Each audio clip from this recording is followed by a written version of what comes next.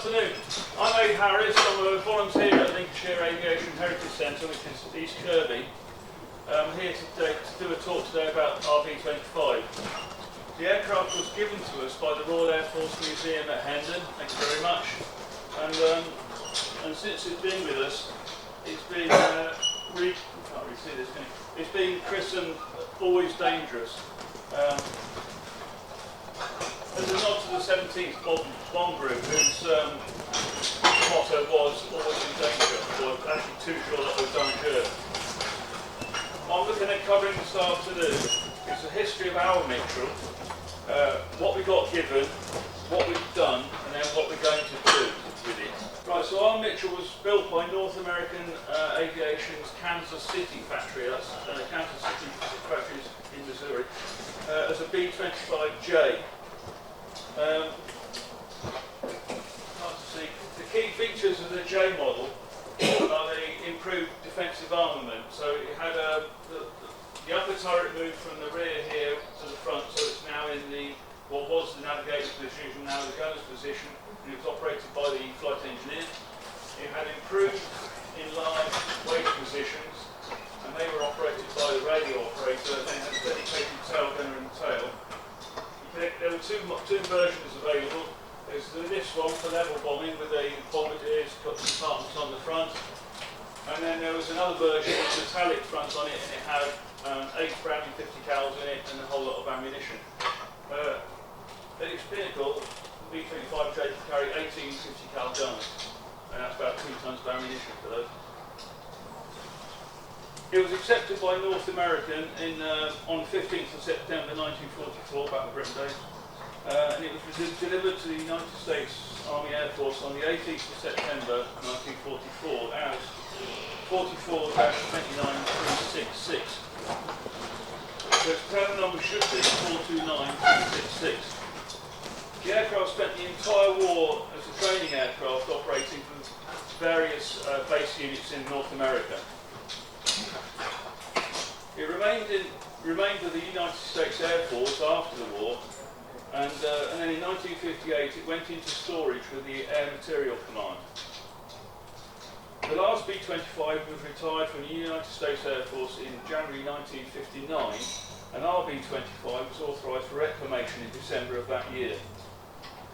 At some point during this post-war period, the aircraft went through the Hayes modification at Hayes Aircraft Corporation, being one of 47 B-25Js that were converted to TB-25N.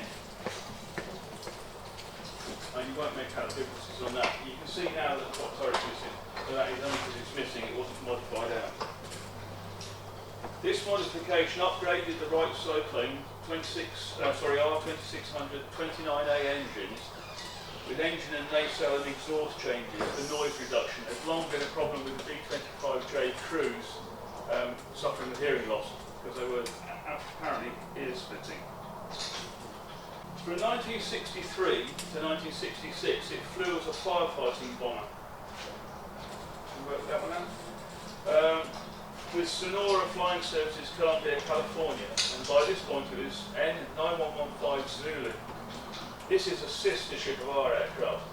There were a high number of accidents with the B-25s, with the firefighting B-25s, and they were withdrawn from this work.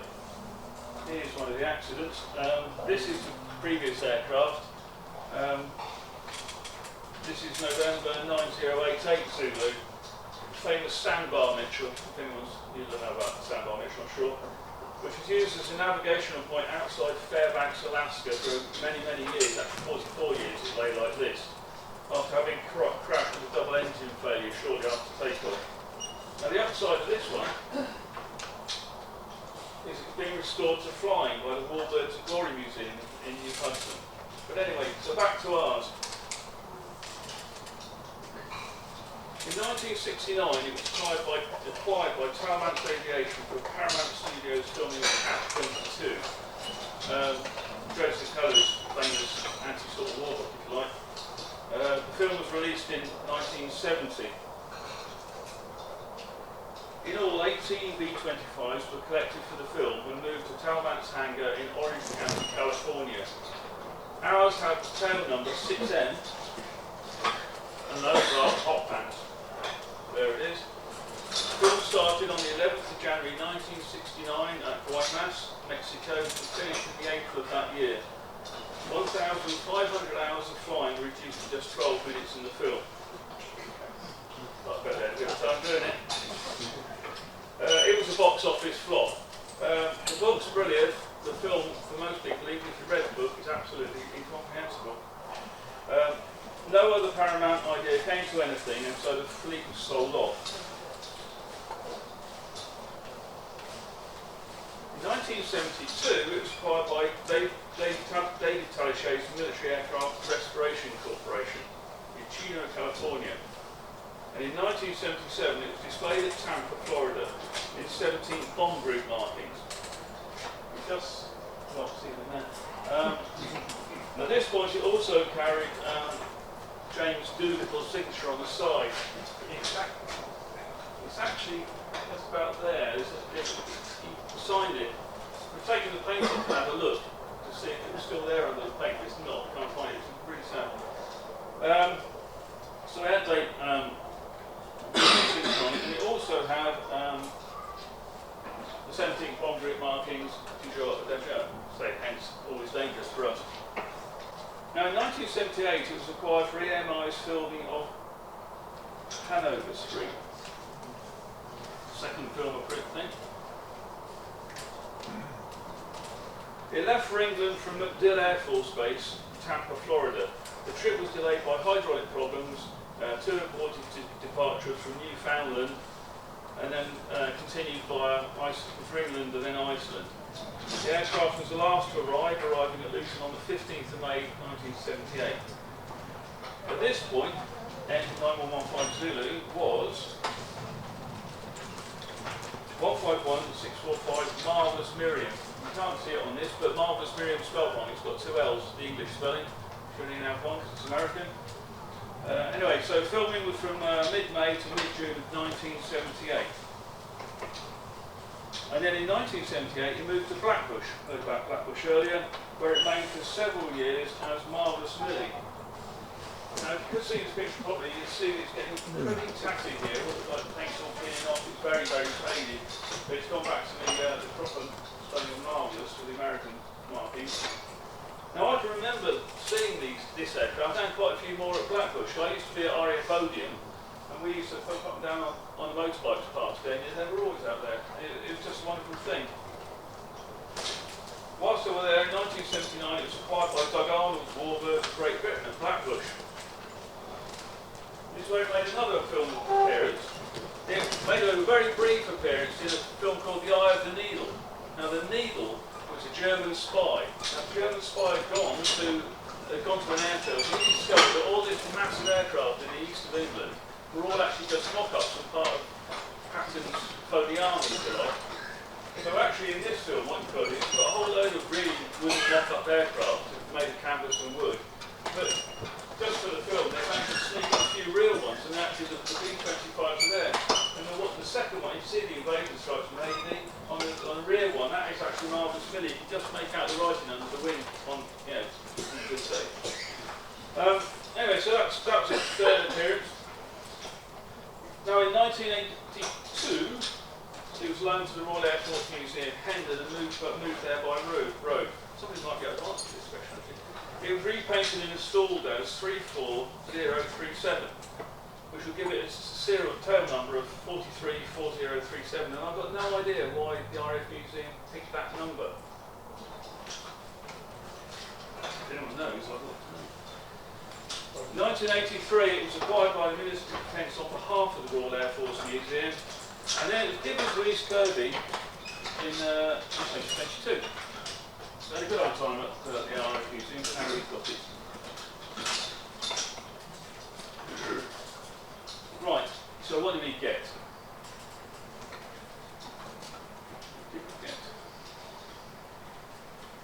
Now, the RAF Museum produced a list of aircraft for disposal in 2021.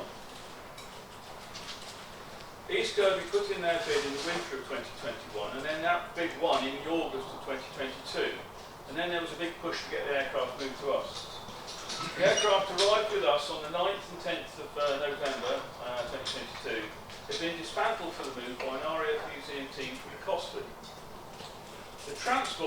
by Welch's specialist movements and went very smoothly.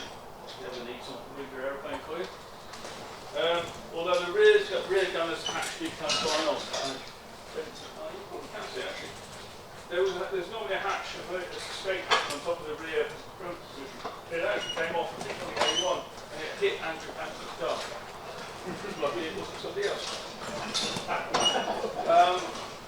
Now the aircraft rebuild was done by a third party.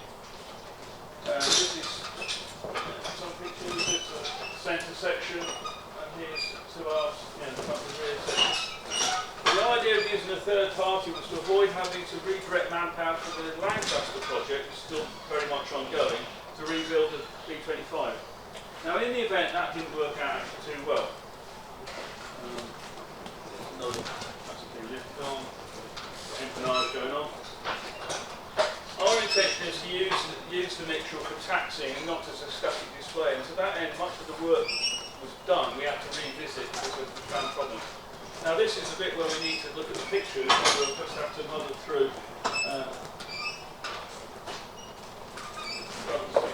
There is a track cable sticking out here. This is the rear transport joint. Now what had happened was, the cable was run from the quadrants on the ailerons. They run in along the wing, and then they go into the fuselage to another quadrant on the rear spar of the aircraft. What had happened was, as the cable came in from the wing, it went into the fuselage, it didn't go around the quadrant, and it came back out of the airframe, and when they clamped the back end on, the cable was stuck in it, and there's absolutely nothing you can do to get that out. They actually suggested just chopping the end off and yanking it through. And then there's also this casting on exactly the opposite side of that fuselage picture you saw on the outside. This is used, so that casting isn't supposed to be poking out like that. And again, we couldn't get that back into position. So that only left us with the option of actually taking the back end off it again. So to get the back end off, you've got to take the tailplane and the two fins off, the empennage in American. So that came off, and then we could unbolt the rear fuselage. So we unbolted, that's it unbolted. It's supported on the bottom trolley. We sort of welded on trestles and stuff. So then we basically we jacked those trestles up under the rear arm and brought it back. And then we could get into where the cable was. So now the cable was out, so that was that problem solved, and we could get the casting back into position. Other things that came directly from the rebuild was to do with two transport joints. There's a forward and a rear transport joint, and there's also transport joints on the engine nacelle. So this is the front transport joint. You can see it sort of go around here. There's hundreds and hundreds of UNF bolts here.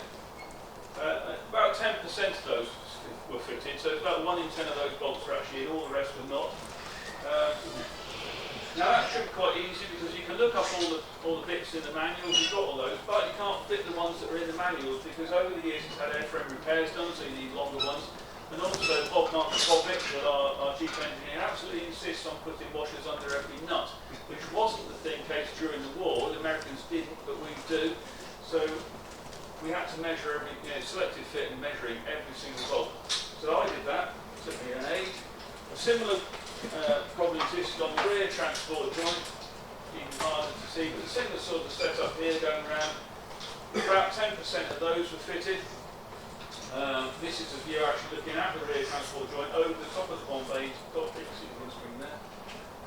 So 10% of those, same problems with airframe repairs and the need for washers and stuff. So again, selective fit and lots of measuring. And then the transport joints on the nacelles, the rear, the pointy bit, the top bottom as they call it, on the nacelle, they come off. Actually, of all of those nuts and bolts here, only 6 were fitted on each side. So we did all that, and then there were no nuts and bolts at all in the leading edges and nothing in the trailing edges either. So there was very little holding it together really. So we've slowly gone through all of that. Right, I mentioned earlier that whilst the rear fuselage were removed, we could revisit some other issues. Now, one of the other issues was corrosion on the rear spar. So we're looking here at the rear spar of the Mitchell with the tail, with the rear fuselage removed. So So the rear spar on the Mitchell is the two. There's a front spar and a rear spar. Each spar comprises a top cap or an upper cap, a lower cap, and a web. So the corrosion was on the lower web. And actually, while on it, on the subject of the spars also, where they pass through the fuselage, the two spars and the upper skin, and to an extent the lower skin, forms the torque box that gives the fuselage its rigidity as well. So it's quite important to get right, really. So on the lower cabin strip, which is here, there's a big area of corrosion here. Now that little spot there is where the aileron quadrant bolts on, the aileron quadrant, that cable didn't go around earlier. And I think what's happened is, as people have dragged cables in and out over the years, they've scratched the paint and then they've scratched the metal and the corrosion's got in, because that actually slopes down slightly in front, and the water sits on it. So they've got a right old intergranular corrosion thing going, and it's exfoliated quite badly. So this is with it halfway through being blended. We blended it out. It took a long time, several weeks. We were polishing this out. If anyone's been on Buccaneers or something similar, there's an awful lot of polishing on there on castings on those just to take out the stress razors. It's all done now. That's all done. It's been treated. It's been painted. It's been inspected by our stress man, who's signed it off for actually flying. So the maximum depth there is 2.5 millimetres at the deepest point, and then it's obviously smoothed out in a nice big deep. So that one's solved.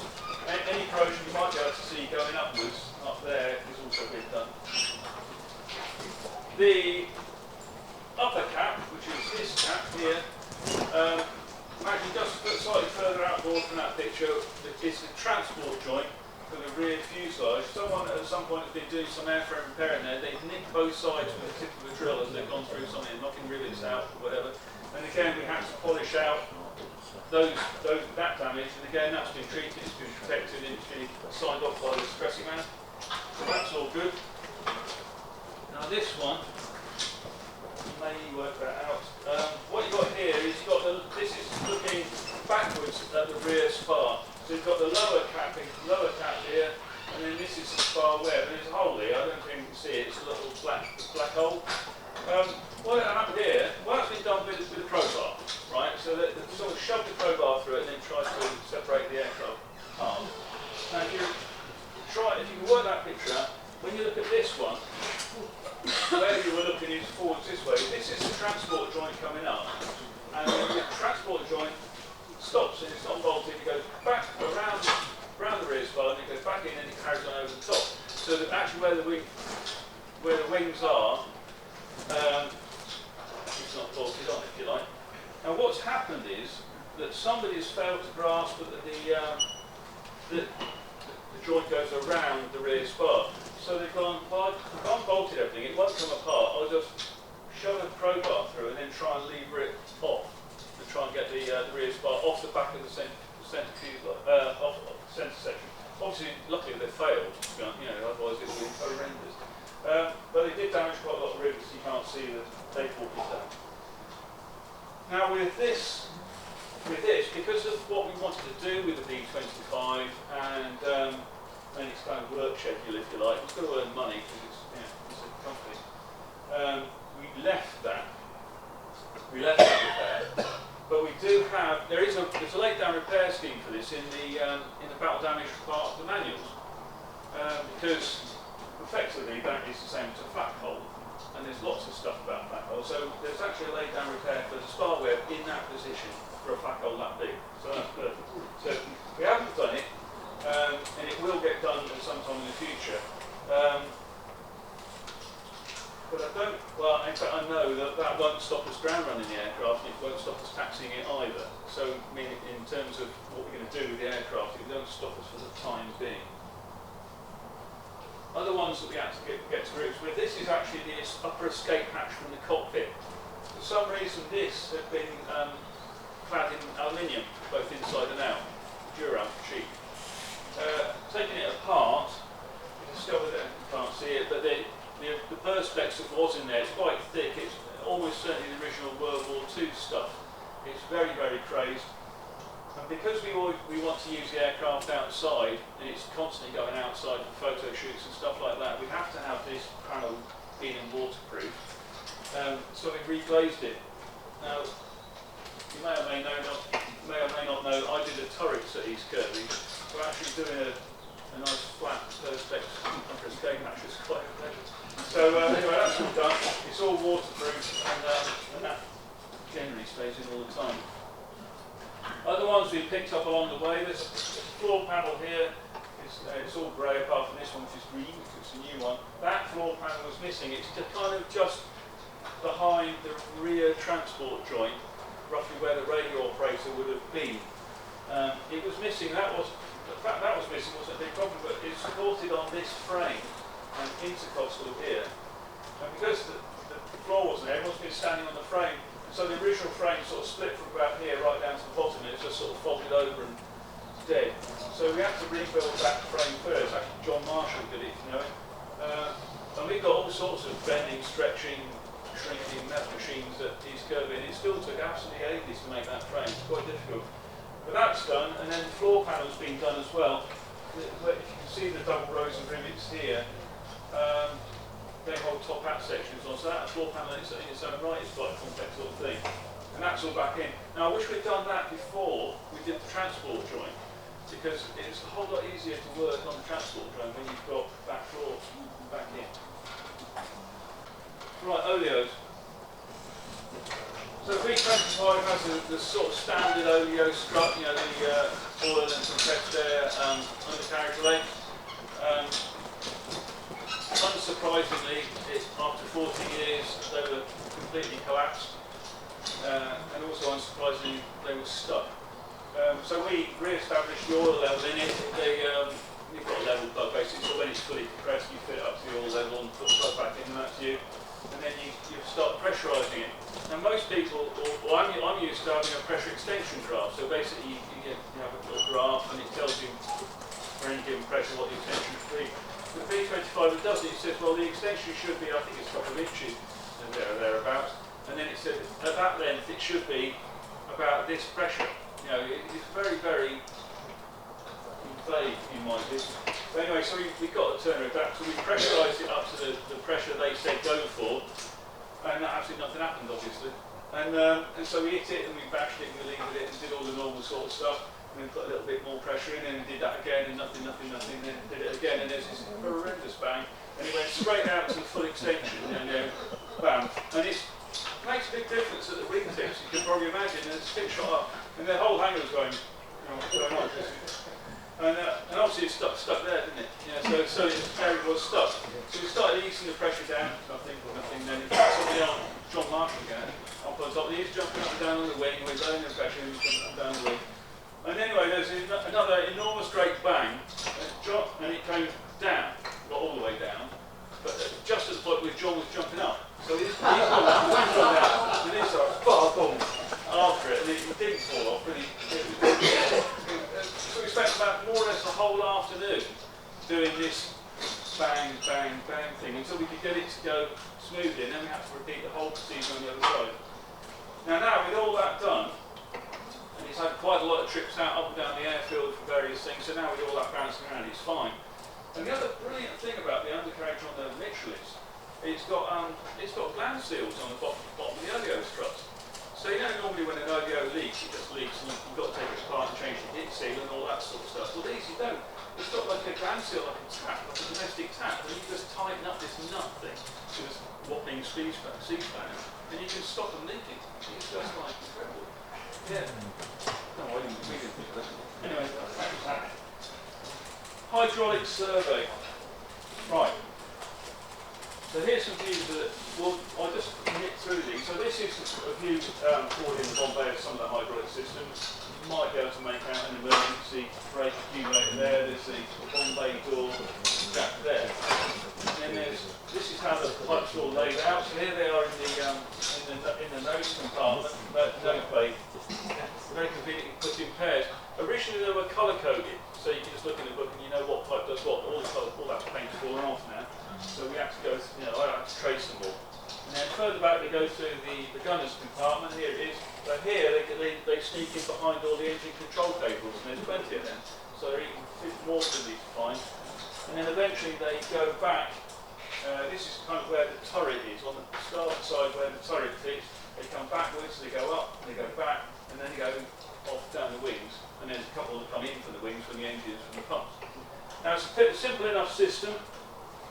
There's a pump on each engine. They're not self-idling pumps, so the two pumps feed an unloading and release valve. There's one of those in the fuselage, just for this lot.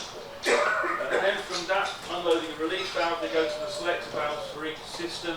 And then from the selector valve for each system, they go to the appropriate side of the ramp. There's 6 systems to choose from. And we don't need all of those six systems to work, but a lot of them share common return lines. So because they share common return lines, we'll get everything to work. Otherwise, we'll lose all the oil out the side ones we haven't got to work. So in the end, we've discovered there's around about 10 items missing from the hydraulic system, which is pretty good going, really. And once we've got those bits fitted, then we can get the rig on it, and we're going to sort of slowly. We've got the Mark 18 rig, if anyone knows the Mark 18. Variable flow, variable pressure, so we can ease the pressure onto it, and then just see what happens, really, because this stuff hasn't been used for a long time. So, and we want to have it on jacks before we do any of that, so we don't inadvertently pop the undercarriage on the floor.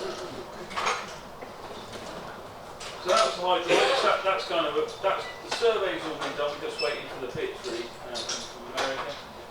Did a similar thing with the flying control cables. Here they are. This is in the tail of the aircraft, and then this is very hard to see. This is looking up behind by the rear spar, actually. So the rear spar is actually about here, and there's that quadrant that gets in the way.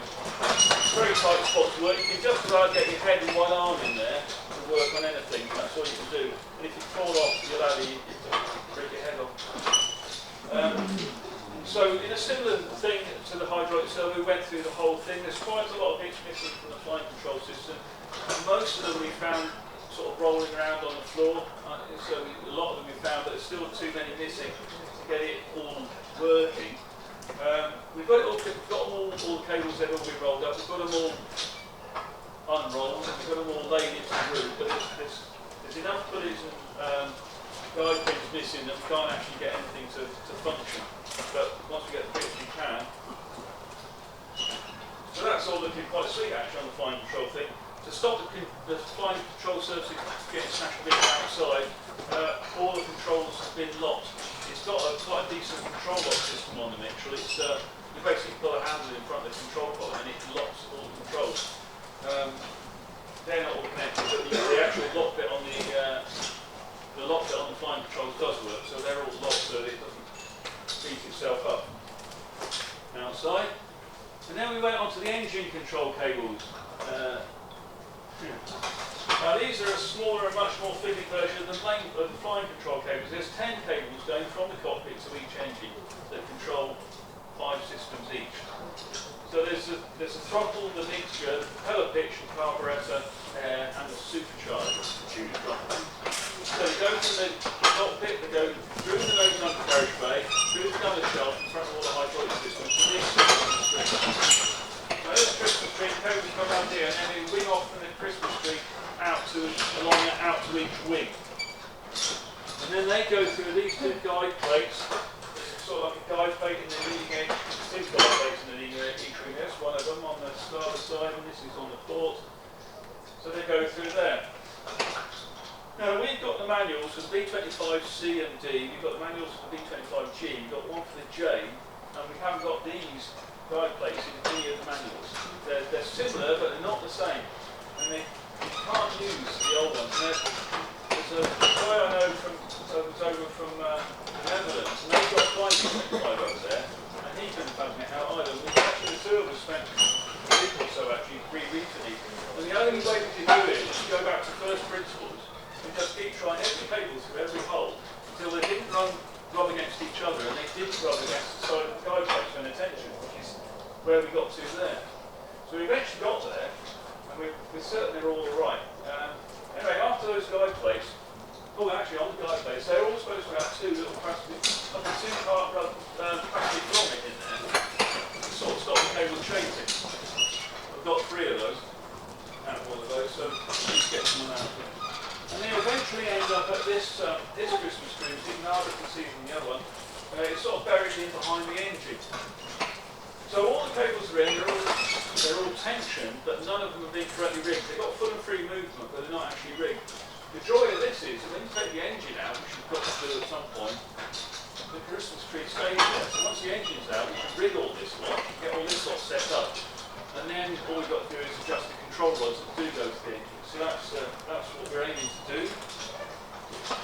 So the business for the plates is, I think they must have been put in during the Hayes modification, because that was the changes to the engine. So I'm guessing the Hayes modification changed the engine plates, but even on the B25N paperwork, it doesn't mention those plates. So anyway, they're done. That's all in. Wiring. There's a couple of it. You can probably see from that wiring, it stops abruptly at those speeds. It's chopped off. The quickest way of dismantling an aircraft is to obviously cut the cable. As we speak, a guy called Terry is going through the whole of the aircraft. He's a CAA approved guy. He's doing it as a volunteer. Really good guy. Ex-crew chief on, Air Force crew chief. He's going through the whole electrical system, literally tracing everything and seeing what goes where, if anything actually goes to the right place still, and all that sort of stuff. Luckily, all the cables are beautifully marked. It must have been done at Hayes as well. Every cable's marked. Almost all of them don't go to the right place. And there's one complete junction box. This is in one in the gunners compartment. We found this lead for a junction box, and we tried to work out where this lead for the junction box went. And I spent ages looking around for it, and everybody else went out to look. It turns out we've got the lead, we haven't got the junction box. It's there, neither is any of the wire. I don't know how the junction box actually managed to survive. It's just in there. Anyway, so of the 2,500 cables that is so far contracted to measure, about half of them either go to the wrong place or don't go anywhere at all. So you've got an awful lot of wiring to do. Harry's going to sort it out. I hope. Very difficult to see. Mainframe trailing edge. At some point when the aircraft's been split up, it's either been stood on it, the centre section has either been stood on its trailing edge, I suspect, or maybe dropped on its trailing edge, or possibly someone's driven into it. But they've actually crumpled a whole load of frames. And we're going to have to change it, frankly. But I imagine we'll do that at the same time as we examine the rest of the spar, because that's kind of in the right area. So that's a bit of a fan. These were ones I was really hoping we could see, but I don't think they're going to be able to. This is a flat quadrant support, so this is just rear of the rear transport joint. There's this flat quadrant. Basically got a cable, cable's going to this, and they move the flap sort of down and backwards. Unlike any other World War II British flap, which is just a big barn door that comes out the bottom of the wing, it doesn't. These flaps actually move backwards, and then the door goes upwards, and it forms its boundary control thing. The vibrator goes from the bottom going to the top. Brilliant. Now to get the flaps off, which you have to do to separate the aircraft, you need to undo 6 bolts. There's 3 of them there, and there's another 3 here. Now to get those out, you have to have somebody else outside that you can shout to, and you can move the thing up and down. You can get all of the bolts into that. So if you can't be bothered with that, what you can do is you can just bend all this structure out the way, and you can take them out without having someone else. It's exactly what happens. So someone's a flipper, you bend it out all out of the way, and it's under the bolts, and then they've lost them. And they're special bolts. They've got a different, they've got a longer thread length than they should have inside the bolt. So anyway, it's just vandalism, frankly. It really irritates me. We've done an airframe repair there, and there should also be a panel over here that stops the wireless operator getting his fingers stuck in the flaps when they go. On the other side is the wireless, so you can't do it there. On the other side you can do it. So that's one. I hope you can see this picture. This one is even more irritating. This is the front transport joint. And you can see the row of nuts and bolts that go around and form the front transport joint. If you look at the sort of space in there, you can imagine there's one here behind it. This is a longer on. It's a big stick longer on. Yeah? On the outside of that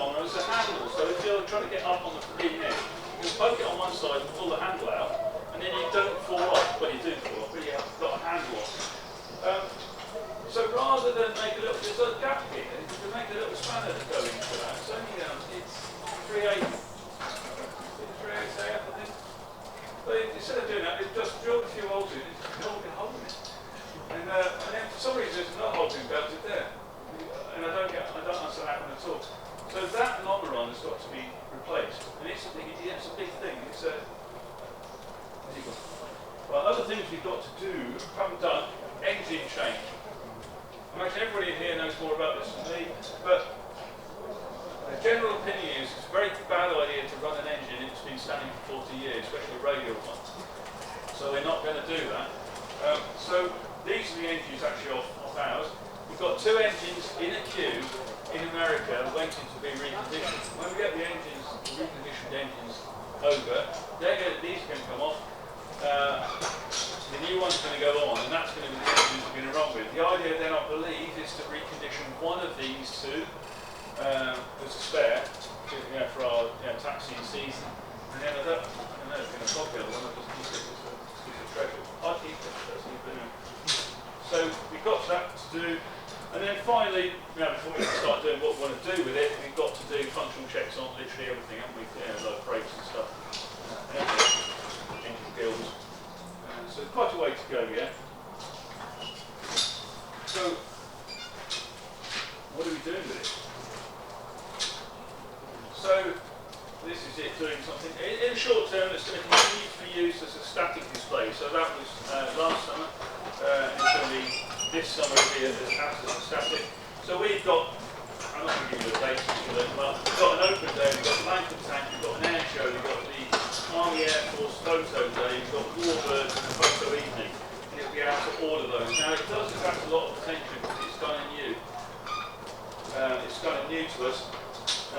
So last year, for example, it was used for United States Army Air Force photo day. So that's obviously there's our B-25, there's my Jeep. This is a load of reenactors. So a guy called Darren Harbour, everyone know him?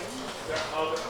He directs it, so he directs all these reenactors, and he also instructs about 30 odd photographers who come along to take photographs. So it's a really cracking day out. We've got another one of those this year. It's also been used for filming this year.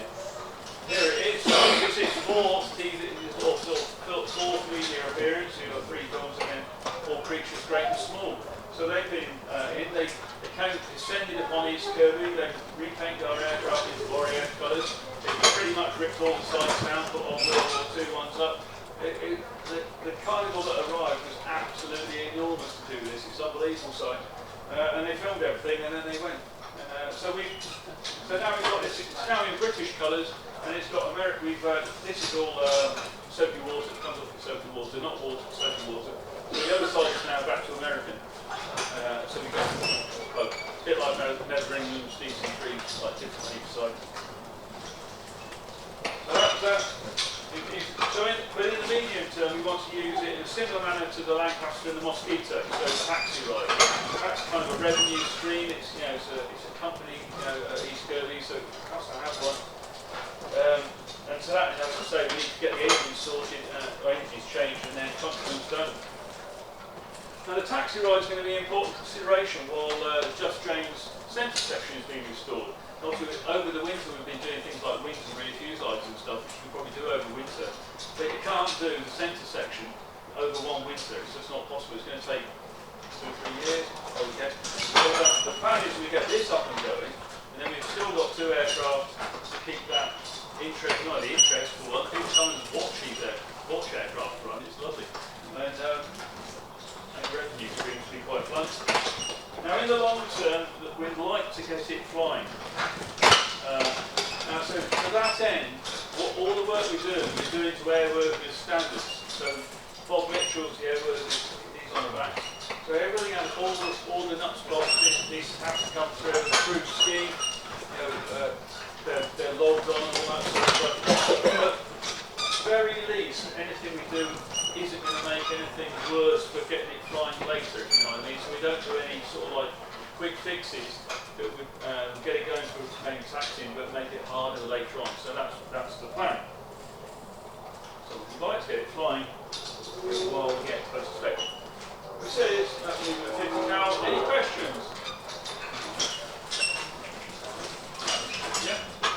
said you sort of check the wiring out and went in the wrong place. You're not just going to replace the wiring? Because is the wiring not like 70 years old?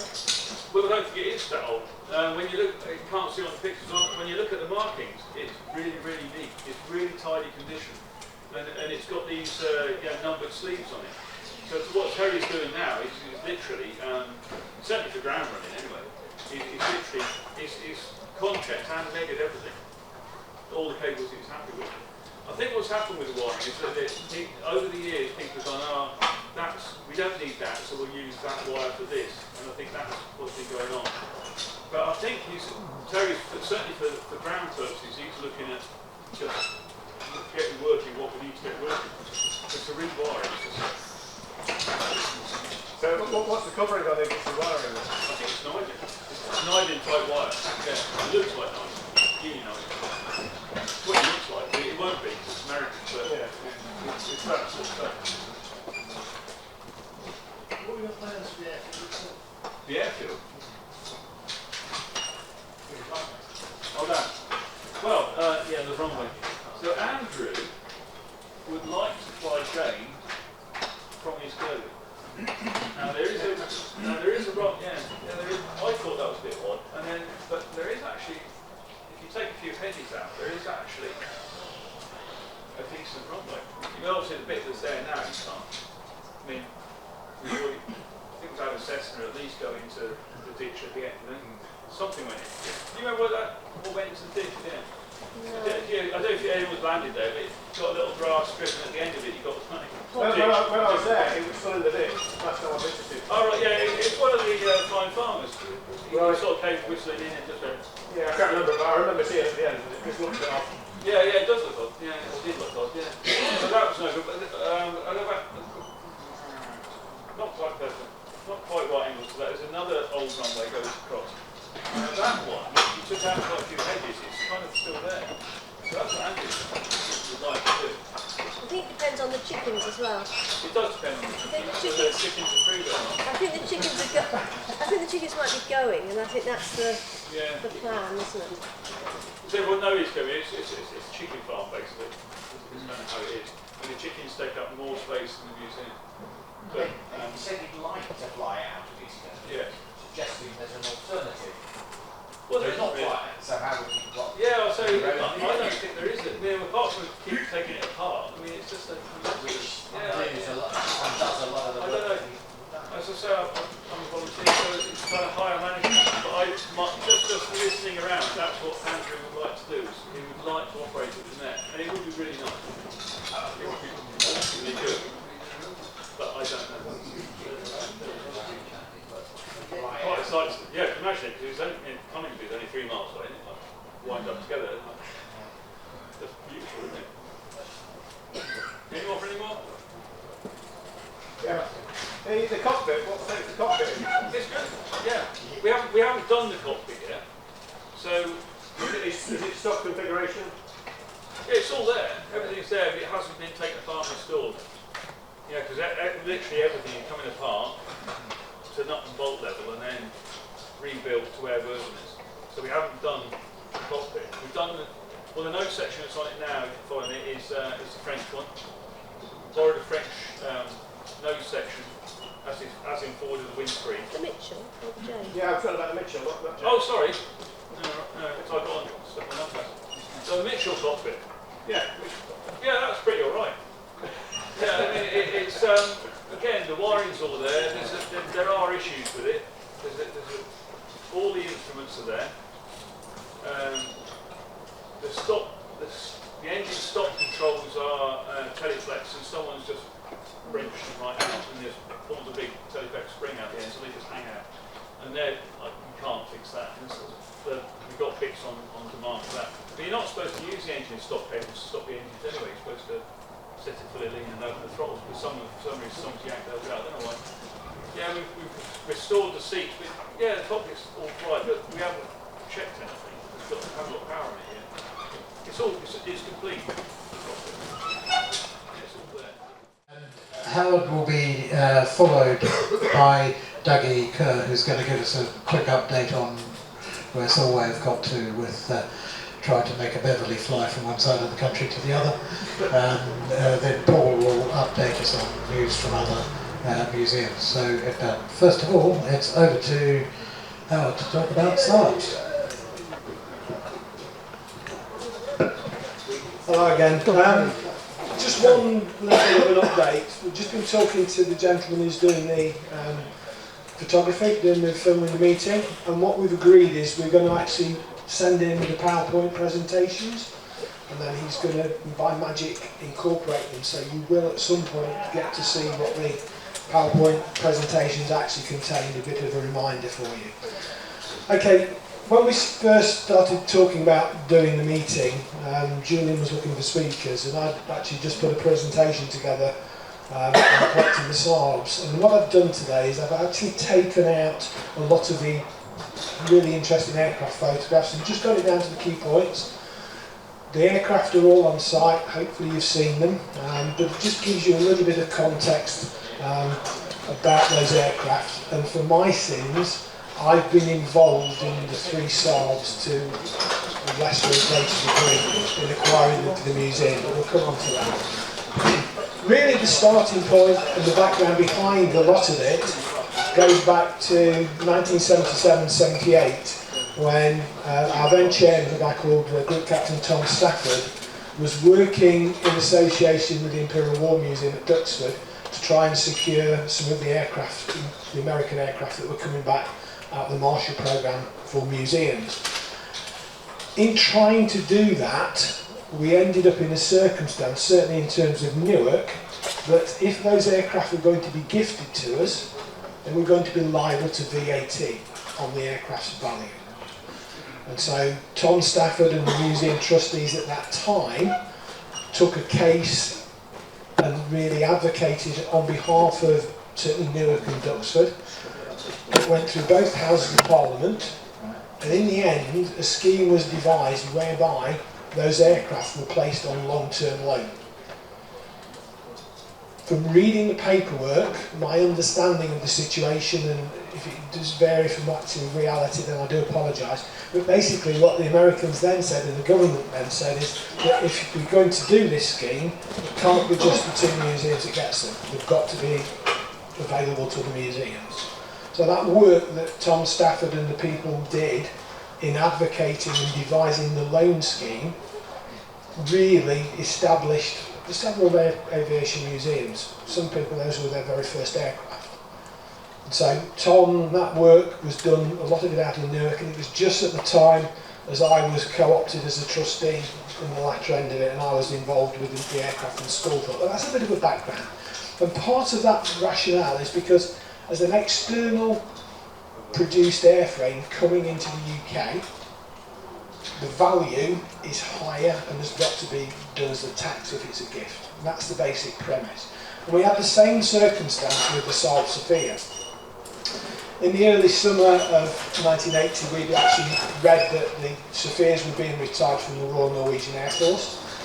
And I was asked by the trustees to send a letter to Norway to ask for one of the aircraft. And in doing that, I used a machine called a typewriter. And the museum was so kind of, what you will remember David Westercott, used to be a BAPC treasurer, and David very kindly organised a collection at the museum, and my 21st birthday present from the museum was the typewriter.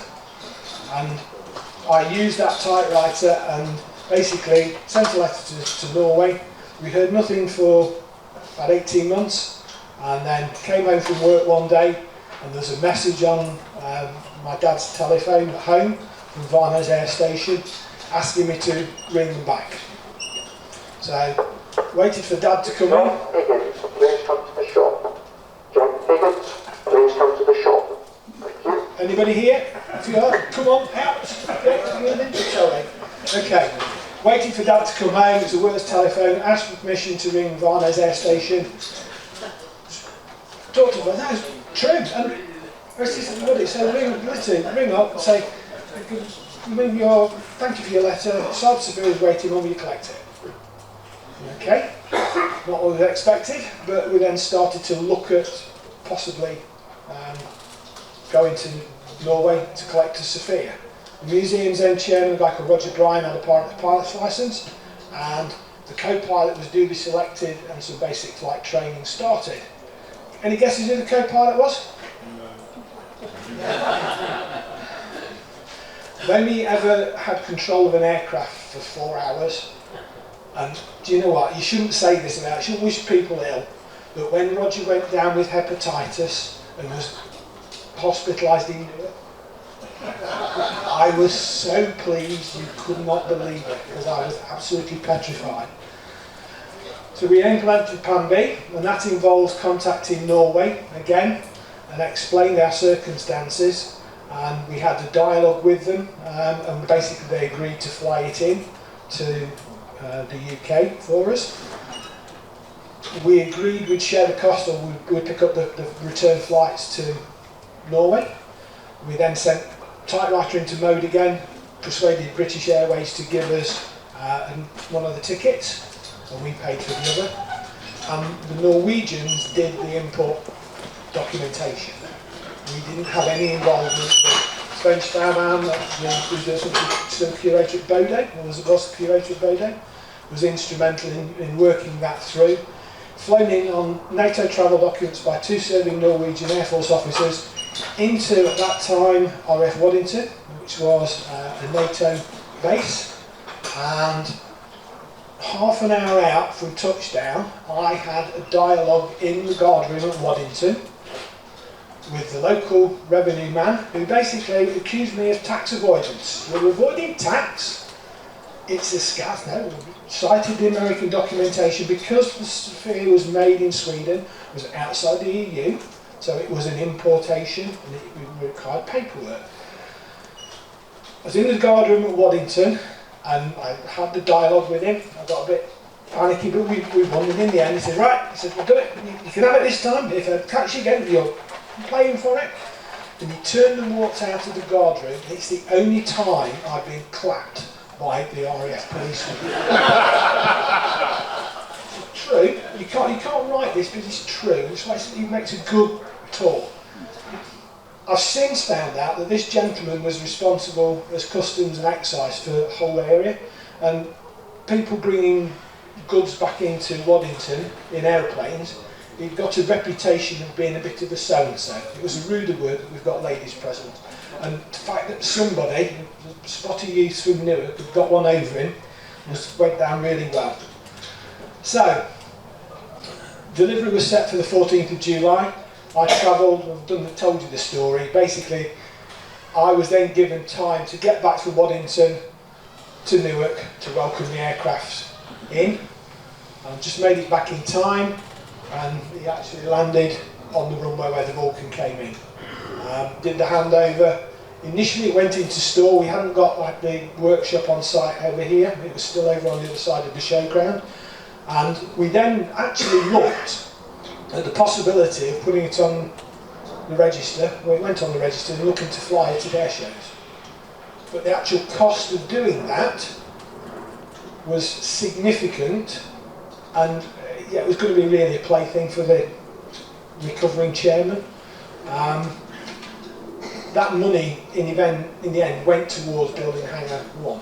That started to build a pot of money, £50,000 a year roughly, I think we were looking at for flying it. Yes, there's publicity. Yes, you get it listed in the aircraft spotters civil registration. It's publicity. No, it's not really, but you know, those are things. But that was the story behind that one. Genuine view. We actually, David was the driver, David Westercott, took the Norwegians back on the Friday morning, and they overlaid it in the hotel. And we went back in David's Austin 1100 with china teacups rattling in the back of the thing to get them, and we checked them in at the gate at Heathrow to get them back to Norway. So that was really the Sophia. So that was the first one, letter, typewriter, etc. 1992-94, we heard that the Royal Danish Air Force were getting rid of the Drakens that were coming out of service. So another letter was sent. It might have been an early word processor at that time. But basically asked if we could take a Draken. We'd learnt the lesson, we asked if we could take it on loan. And again, we didn't hear anything.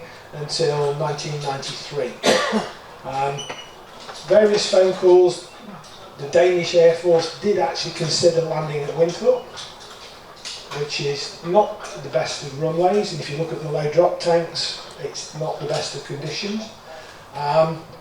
We looked at alternatives. People look and laugh at the second to last statement. The A-17 had just been built. And the logic for me at that time was that they're flying off the roads over there, don't they? Let's ask Highways Department of Transport, can we do that? And I can tell by the way you're laughing, you know the answer. More importantly, actually, the issue of it comes on, it was to do with the activation of the airframe. But that went fairly quickly out of the window. RAF Waddington was considered a possibility, but they basically said, yeah, you can bring it in, but it's got to be gone within 2 days. And we knew we'd got to basically take it to pieces, it's got to be deactivated. So we looked at alternatives, and we managed to get the import certificate sorted for it, and we then started looking at going into Scampton. At the time, I was working for a company in Nottingham called Kronos Richardson, and they did a lot of international trade. And so our export department guided me through the paperwork, and we filled in the paperwork, which was basically a carnet, about 30 pages. And then I had to go to the Chamber of Commerce on Hayden Road in Nottingham to deposit said carnet for a fee of £25, which was during my lunch hour, to get the paperwork to import the Draken, because then Denmark and the original country manufacturer, Sweden, was still outside the EU. So it was still quite a complicated process. Waddington was discounted, we got approval to take it into Scampton, and that was really through the offices of our then groundsman Nigel Bean, who was in the RAF police at Scampton, and we managed to get permission in there to take the aircraft in. The retirement date was end of December, and we believe from the ops board and some feedback from Carrot that our AR-107 was the last of the farewell fly past to land and touchdown of Carrot. So this history, this provenance. So we actually got the delivery made on the 25th of February 1994. Apparently the Red Arrows were very magnanimous and held for landing while the Draken came in. The brief was that the Draken lands, the pilot is then put in car and taken to Waddington, where a two-seat F-16 was waiting to take him back to Carrot. Touched the aircraft down, photos in whatever. Anybody remember faxes? Facsimile machines? Fax was waiting on arrival at Scampton, F-16 unserviceable, make way to Manchester Airport, booked on SAS flight back to Copenhagen. As you've seen a little bit today, we're quite a reactive group of people, so basically arrangements were made, the pilot complete with his bone down G-suit, flying suit, all the gear, and the thermos flask was put in a car, taken to Manchester Airport, and I'm told that the looks on the other passengers' faces when he went to the front of the queue was quite something. I think they all thought it was going to be an aerobatic back to Denmark. But we have to make things happen. And, you know, genuine, no reason to doubt it, but, you know, you just can't kind of write it. The biggest challenge we had, the Danes had actually done a deal where they sold Drakens into America. So all their crews were actually being sent to America to actively activate the aircraft and put them into service. RAF armourers at the time were not qualified to deactivate the scene. So we had to wait until the technicians were available to come to make the aircraft safe, to bring it, take the wings off and bring it to Newark. So we actually then put that through, stored in the hangar at Scampton, courtesy of Hunting Aviation, and then we worked to remove the outer wings, and then it was transported to Newark in late June 94. We were fortunate that in the route planning, the Lincoln bypass had just been built. We didn't have actually any low bridges, so we were able to leave the tail on. but it came as a wide load with just the wing outers off and then reassembled to go back in. Fairly complete, and we did a formal handover. We've got a car in there. Look. Formal handover with a guy called Soren Lund, and he was the then chairman of Newark District Council, consequently. They were just launching that version of the car. It's called a Vigan, isn't it, the car? But they did a photo op, from the dealership in Lincoln with the Tarmac car. So, we try and look for opportunities wherever we can and get the publicity. But again, it was done on proper import paperwork to make things happen and do it properly. Okay, 2003, 2005, it was the time really we were working around the Hangar 2 project.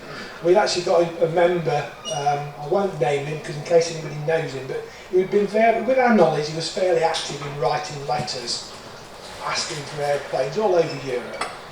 And we then got an email, early days of email, in December 05, the date comes closer, please help me with a contact. You asked for a Vigan and I have a delivery person. I will connect you with the Swedish headquarters. The Vigan will be flown to the nearest airport. Which one? Perhaps where the museum is.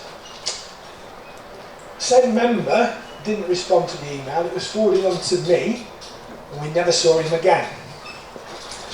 So myself and then one of our trustees at the time, Brian Withers, the guy who's on the Shackleton, started to make arrangements to get the Vigan into the UK.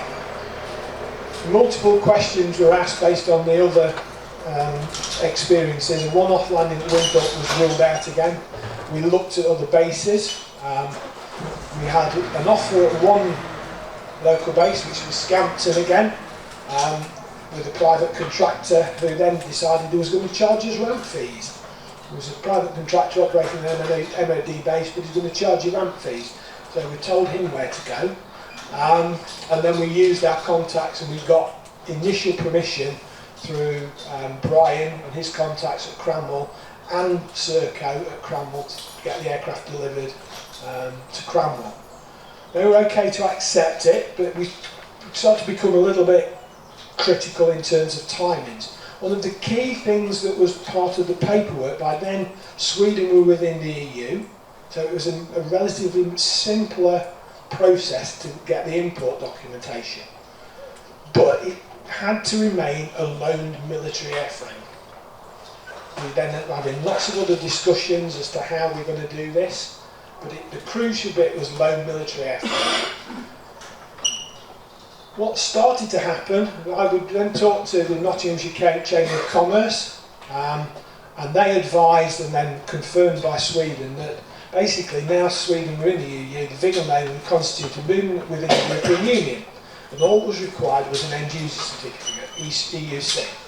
And basically, all that said was a piece of paper that said it was on long-term cultural loan. To make it a bit long, we added cultural loan to Newark Air Museum. So all three aircraft are on, in effect, a long-term loan from the relevant governments. And it was a simple process. It was quite straightforward.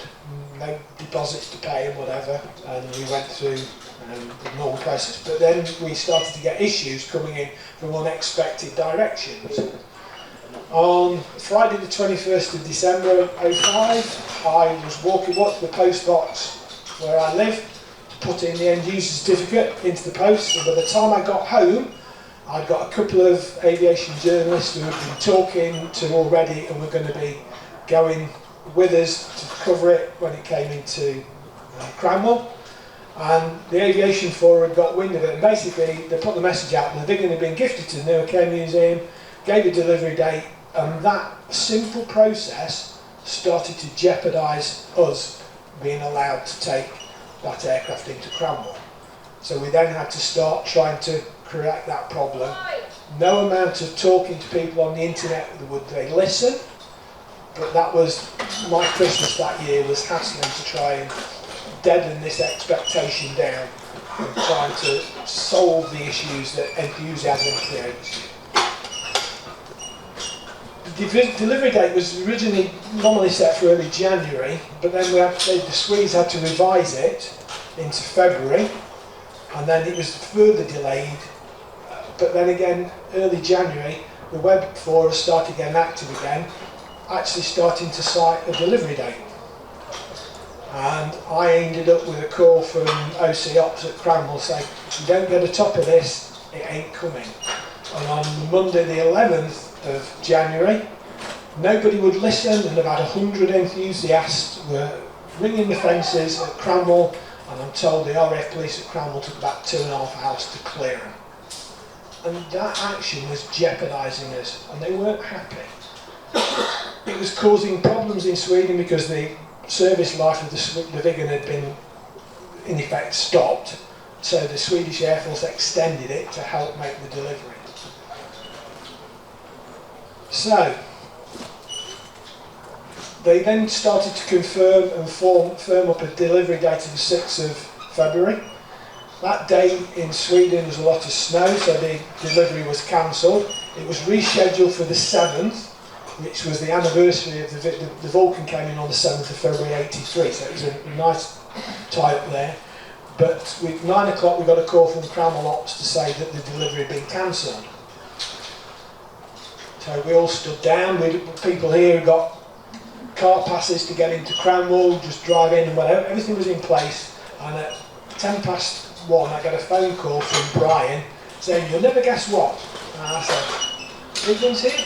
How did you know that?" I said, "Well, why else are you ringing me? There's no other reason you're ringing me." So we literally headed straight out to Cranwell to see the aircraft that was being flown. Basically, the pilot had flown 2 flight plans, he cancelled one, and in the end he flew in on a handheld GPS unit, and the first Cranwell heard of him was 20 minutes out, saying, "Oh, I'm here, I couldn't land." Cranwell fire cover wasn't up to Swedish spec, so fortunately they probably got a better PowerPoint presentation than you've had today. You probably read theirs. The Swedes sent a PowerPoint presentation for the fire section to train them how they would rescue the pilot, etc, etc. So, even then there were issues coming. The aircraft landed, official handover, can't quite see him better. That's Brian, he's the trustee. That's Jonas Harrelson, the pilot. When I arrived at Cranwell, they were going out of Cranwell in a car. Where are you going? And I feel really guilty about it a bit. But the pilot, I promised I'd never tell anybody, but basically, in the Saab, they have a flight compartment, they pack their clothes, and he was staying in the mess at Cranwell, and when he unpacked his bag, he hadn't got any trousers. So Brian was taking him into Sleaford to buy a new pair of trousers to go in the mess. Sorry, Jonas. Can't write it. So we then waited. We'd had the dialogue with Sven Stauban, who's actually my original Sophia contact, had been point of contact for us on the delivery. Of all the Viggens that went out to museums, ours was the only one that was dismantled and moved by road. So we actually moved it. When we described to him what we were going to do, I said, explain it. We'd only got very basic Swedish manuals on it in Swedish, so we were going, getting representation. We used to go, one of our restoration managers used to go to the library in Ruskington. He became known as the gentleman from Newark, although he lived in Ruskington, who went into the library and spoke Swedish to the librarian every Thursday afternoon. Worked out what we were going to do. One option we considered, the Swedes came over, they deactivated it. It came in by road. The team flew into Manchester, and they actually defueled it on the pan. The surplus fuel went to the fire section, so their PowerPoint presentation was proved worthwhile. And they actually deactivated the aircraft. They actually cut the electrical loops. Part of the end user certificate was we agreed we would never run it, or attempt to ground run it, which was a fair trade. One of the options we had worked at, there's a few pictures in there, you'll see them better. So, open fuel deactivation, defueling, put the seat out, deactivated everything. Made the work easier for us before we were allowed onto it. We did actually line up the possibility of a training exercise to lift it by Chinook from Cranwell. And we'd actually identified with the squadron a route that we could fly without passing over any habitation. When we came to the contract for the lift, they put a drop clause in. So if it became unstable, they reserved the right to drop it. Which is, fair, but that wasn't acceptable to the Swedes, so we went down the other route and we basically started to dismantle it. That was done with risk assessments and method statements, working on an RAF base within Serco, with appropriate policies in place, with our volunteers doing that work. The one critical item we had was a jacking head. This is an unusual jacking head, and they'd got a limited quantity of those. So they showed us it, Mick did the drawings, and we had one fabricated locally, and then the original went back to Sweden, and that helped keep the fuselage stable to stop it rolling. The other challenge is on the Vigan, if you try to take the wing pins out, normally we would fold the undercarriage and then take the wings off. On the Vigan, if you retract the undercarriage, you can't get the 3 of the 4 wing pins. So it's one of the few aircraft that we've ever had to take the undercarriage off. Some innovative risk assessments. On the undercarriage, the basic agreement was that if it runs, if it gets away, you lose control of it, you step away, and then you see where it ends up, and then you put the mess after. There's ways to do it. It's not maybe ideal. In the end, it was okay. We worked through it. But you have to be innovative. You have to think. But you work with people. The hangar manager. I mean, I did see him on one occasion. On one lunchtime, he walked the length of the hangar. He got his clipboard up. Not looking. But we had discussed what we were going to do, and it was probably marginal. But you work and you work your way through. Okay, moving through. Various bits, again, apologies. The beauty with the Vigan, you can take the tail and you can fold it down, which is quite a nice innovation. It helps us in Hangar 2. But we spent a lot of hours up there doing those out. We had to take the wings off. The other challenge with the wings is they have to slide out sideways because it's like a big fitting that goes into the fuselage. So we haven't got the servicing trolley, so we basically, our restoration manager David Leggett designed the system with rollers and pulleys, and we pull it out. Innovation, you make it work, and hence the phrase, good job. We'd moved the wings and started doing bits and pieces, as a self-escorted wide load. And Waddington Air Show delayed the fuselage travelling, and we had to do a move before 7 o'clock down the A17 on a Sunday morning. Can't really see them properly, wait for the presentation, but on this top one, this is the turnout of RF College Cranwell onto the A17. This is the A17, there's a set of bollards, we're coming on the inside of the bollards. What you can't see in this photograph is the wide load escort from Hutchinson's, who's got his hands in his head, teaching my oldest son all sorts of swear words that he'd never heard until that morning, because this caravan, with a Volvo with a caravan, decided he could make the turn. You've got no right to stop me, you're not a policeman. What you can't see is that caravan is about 3 inches from tipping into the dike. So what I would say to anybody, if you see Newark Air Museum in particular out moving airplanes, and asking you to do so, try to do it, and don't teach Nick new swear words. Came down the A17 as a self-escorted load, bring it in, and then basically, it's falling over, delivered in, and we actually reassembled in Hangar 2. And it was in one end, and we offloaded and reassembled it ourselves. Still got the engine, everything. Fantastic beast, it's the only one in the UK, draws lots of attention, complete cockpit, but we stick with what we do, we won't try to ground on it. Lots of people said, it can't be done. She's there. We did the reassembly, aimed to have an official handover, and we ended up doing that handover ceremony 1 year to the day from the first email that had been activated the process. It took us a while. We did the full piece in Fly Past as an article. Look back at it, it wasn't one I sent for, but myself and Brian did a lot of the paperwork, but it was fairly straightforward from the paperwork side because we were inside the EU.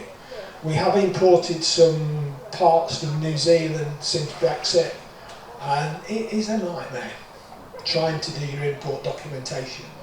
About £800 worth of bonds and things to get monospark parts out and drawings out of New Zealand. Challenge. Didn't get the original manufacturer, even though it was in the UK, but that's another story.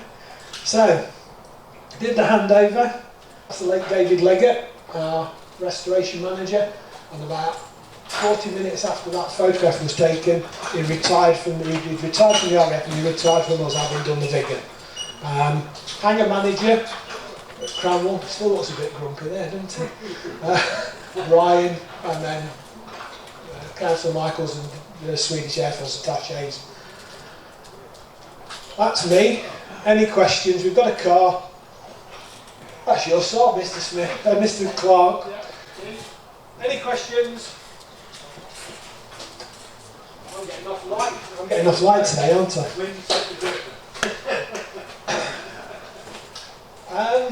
Not Gripen. We've had a wish list from 15 years on a 105, picking up on the training, but they're still using them, a bit like spare parts. Yeah. I'll get home tonight and there'll be a letter, won't there, an email. So, oh, you're Star 105, that'll teach me, won't it? It's a challenge, but it's kind of what makes it interesting. There's one or two people, who will think, you'll not do it, you'll never do it. And we have. The Swedes, a bit like the Americans, they will come and inspect airframes. The Swedish manager from Linköping turned up one day, we unannounced, I just happened to be on site. And we go out into the hangar and he looks at us, writing in his laptop and things. Go for a coffee, and says, your Vigan's here. And our Vigan's highlighted a big red line across the Excel spreadsheet. What we done? I said, what's the next? I said, it's good. I said, oh. She says, of all my Vigans, yours is the best painted. I've highlighted it and will tell everybody. Thank you. It's good. I read, I'm thinking, yeah, literally, what have we done? But it was a positive. And again, I guess it's that, working with people. Try to work with people, not against. You get a lot better, a lot more further play. Give and take. Any more? Thank you.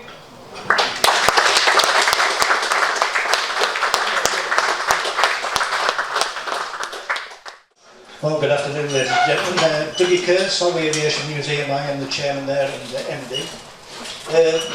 Back in October, I retired from work and I thought, that's it, great. And then Barry Love got in touch. And he said, Doug, you've got loads of land. Are you going to save this Beverley? So I didn't sleep that night and I thought about it and I thought, okay, let's go. Let's go see Michael, who doesn't want to be mentioned, by the way. So me and Steve went down to see Michael and we couldn't believe what he was saying. He said, I'm going to gift this aircraft to you, all you've got to do is move it. But he says, I've got a rich farmer down in the south of England, a guy called Peter, and he wants to fund it all. And I thought, well no, I'm not going to take that man's life savings off him. So I started this Just Giving page. And I thought, right, well let it run to August and see if we get any money. 64 days later, we had over £60,000 in the bank. It's up at 64,000 now, and there's still cheques coming through the door. So we've been down and seen the Beverley. When you first look at it, it's big. But the more you look at it, it's getting smaller all the time.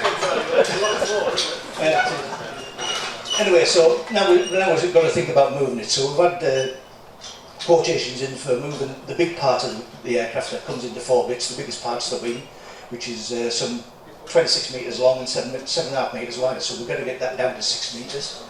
We're going to put it onto a wagon which gets tipped and it will go down to 5 metres, which will be okay for the roads. The other parts just go on the back of wagons and it's just like you see in a normal Arctic up and down the road. All the smaller parts have been donated 2 wagons for 2 days and forklifts for nothing. So we're going to fetch all the smaller parts up to the Solway and we're going to start next week when we first go down. Now, while we were at Michael's place, he said, what other things do you save? I said, well, we've just saved the bus. 1958 Bedford crew bus was on the bags of cash, and whether you've all seen it. Anyway, what we do now is we run people back and to from the museum in the Vulcan crew bus. He says, come with me, and he took us into this other part of his workshop, which was carpeted, and into this 1935 Austin 10 that had been in the Battle of Britain movie. He says, now, I've got this on eBay for £5 grand. If it doesn't sell, you can have it. So I'm going to take a car trailer next week as well, to be fair. So that's the story so far. So money's still coming through the door. I've been on telly more times than Softmic. Written articles for newspapers, both in Hull, Carlisle, national magazines, even New Zealand. I've been on Vans, which is Vintage Aircraft News. I wrote the thing one day, and I went to bed. Next night, well, over the night and in the morning, money had started coming in from New Zealand, so it's like 24 hours a day, money was coming through. We've had donations from Canada. There was a letter came from some attorney bloke in New York, and we thought, oh gosh, what we're going to do? Who's suing us now? Anyway, it was a cheque for £9,500, which was really good. The biggest donation we've been given so far is £2,000, because we were sitting at £59,000 for a long time, and then somebody dropped that £2,000, which took us over the £60,000 which we were wishing for. I've written letters off to BAE. We've applied for money from the RAF Heritage Society. This is it could go up to £10,000, so we'll put a bid in for £10,000, see if anything comes from that. Because the more money the better, because there's a lot of work to do. You know, as well as transporting it, we've had estimates in for £51,000 for one company just to move the big part of it. £30,000 for another guy. There was no craneage at the whole end, so we've got to get craneage there as well, so that could be another £20,000. But looking at their estimates, it's like an open checkbook. You know, it's going to be this much, but if this happens, it's going to cost you this. It's going to So we're going to try and do it as cheaply as we can. Up at Cumbria, it's like a bog, so we haven't been able to dig any holes yet, you know, because if you dig a hole, it becomes a swimming pool. But we've been given the offer of all the road stone that was going to go into it, and in fact it's railway ballast that's going to go in the bottom of this hole that we're going to sit together in. And that's the story so far.